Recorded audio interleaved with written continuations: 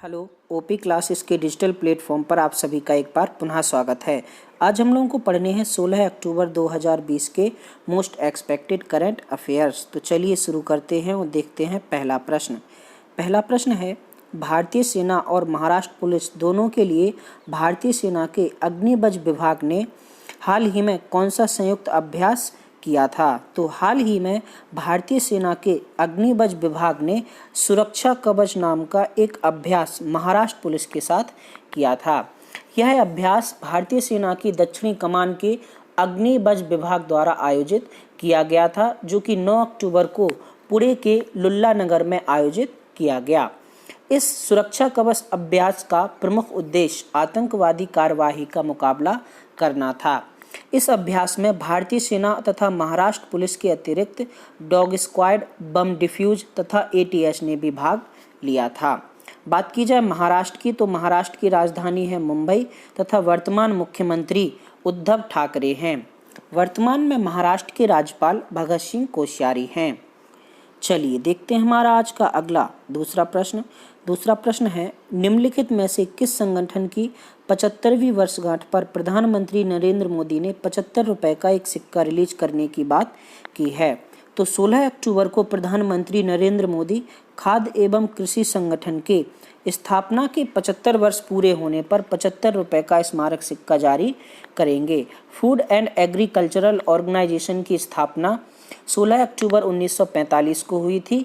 स्थापना के समय इसका मुख्यालय वॉशिंगटन में बनाया गया था, लेकिन वर्ष 1951 में इसका मुख्यालय रोम में स्थानांतरित कर दिया गया। इस उपलक्ष्य पर प्रधानमंत्री नरेंद्र मोदी 8 फसलों की जैव संवर्धित 17 किस्में भी राष्ट्र को समर्पित करेंगे। चलिए देखते हैं हमारा आज का तीसरा प्रश्न है, निम्नलिखित में से किस देश के थिंक टैंक ने भारत प्रशांत क्षेत्र में सहयोग को बढ़ावा देने के लिए भारतीय थिंक टैंक के साथ हाथ मिलाया है। तो हाल ही में ताइवान के थिंक टैंक, जिसका नाम एशिया एक्सचेंज फाउंडेशन है, उसने भारत के थिंक टैंक, जिसका नाम नेशनल मैरीटाइम फाउंडेशन है, के साथ प्रशांत क्षेत्र में सहयोग बढ़ाने के लिए हाथ मिलाया है। एशिया एक्सचेंज फाउंडेशन तथा नेशनल मैरीटाइम फाउंडेशन दोनों ने एशिया प्रशांत क्षेत्र में सहयोग बढ़ाने के लिए यह समझौता किया है। बात की जाए ताइवान की, तो ताइवान की राजधानी है ताइपे तथा वर्तमान राष्ट्रपति साई इंग बेन हैं।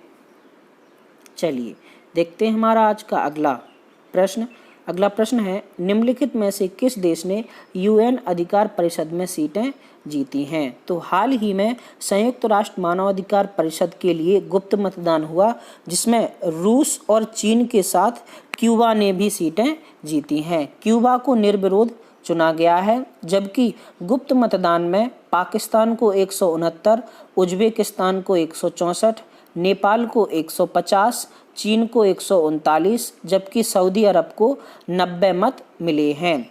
चीन का मुकाबला सऊदी अरब के साथ था, जिसमें सऊदी अरब हार गया और चीन को जीत हासिल हुई।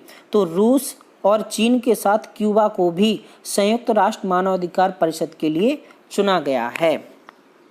चलिए देखते हैं हमारा आज का अगला पांचवा प्रश्न है, शोभा नायडू जो पद्मश्री पुरस्कार से सम्मानित की गई थी, हाल ही में उनका निधन हो गया है, वो एक थी। तो हाल ही में शोभा नायडू जो कि पद्मश्री पुरस्कार से सम्मानित थी का निधन हो गया है। वे एक कुचिपुड़ी नृत्यांगना थी। शोभा नायडू का जन्म वर्ष 1956 में आंध्र प्रदेश में हुआ था तथा हाल ही में 14 अक्टूबर को हैदराबाद में उनका निधन हो गया है। शोभा नायडू पद्मश्री से 2001 में सम्मानित की गई थी। इसके अलावा उन्हें वर्ष 1991 में संगीत नाटक अकादमी पुरस्कार भी दिया गया तथा उन्हें मद्रास के श्री कृष्ण सभा द्वारा चूड़ामणि की उपाधि भी मिली हुई थी। चलिए देखते हैं हमारा आज का अगला छठवां प्रश्न है, FY21 यानी फाइनेंशियल ईयर 21 वित्तीय वर्ष 2021 के लिए IMF यानी इंटरनेशनल मॉनेटरी फंड द्वारा अनुमानित भारत की GDP वृद्धि दर क्या है। तो हाल ही में IMF ने फाइनेंशियल ईयर 2021 के लिए भारत की GDP वृद्धि दर 10.3 बताई है। IMF की बात की जाए तो इंटरनेशनल मॉनेटरी फंड की स्थापना वर्ष 1944 में हुई थी, जिसका मुख्यालय वॉशिंगटन DC में है। IMF के वर्तमान में कुल 189 सदस्य देश हैं, जिसमें 189वां देश नॉर्वे है। चलिए देखते हैं हमारा आज का अगला सातवां प्रश्न है, RBI द्वारा उठाए गए छोटे व्यवसायों के लिए नए बैंक की कुल जोखिम सीमा क्या है? तो हाल ही में RBI ने छोटे व्यवसाय के लिए नए बैंक की जोखिम सीमा को 5 करोड़ से बढ़ाकर 7.5 करोड़ कर दिया है। बात की जाए RBI की तो RBI की स्थापना 1 अप्रैल 1935 को हुई थी। वर्तमान में RBI के गवर्नर शक्तिकांत दास हैं, जो कि RBI के 25वें गवर्नर हैं। चलिए देखते हैं हमारा आज का आठवां प्रश्न है, किसने भारत में डिजिटल भुगतान को आगे बढ़ाने के लिए उबेर के साथ सहयोग किया है? तो हाल ही में अमेजन पे ने भारत में डिजिटल भुगतान को बढ़ाने के लिए टैक्सी सेवा उपलब्ध कराने वाली कंपनी उबेर के साथ एक समझौता किया है। इसके तहत उबेर तथा अमेजन पे एक दूसरे का सहयोग करेंगे। बात की जाए उबेर की तो यह 63 देशों के 785 महानगरीय क्षेत्रों में टैक्सी सेवा उपलब्ध कराती है। वहीं बात की जाए अमेजन पे की तो अमेजन पे की शुरुआत अमेजन ने वर्ष 2007 में की थी।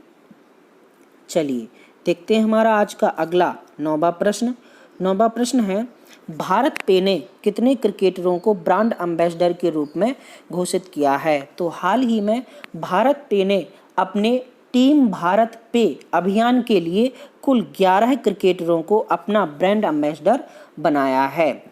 टीम भारत पे का स्लोगन हम हैं टीम भारत पे, जो देश के हर दुकानदार के साथ खड़े है।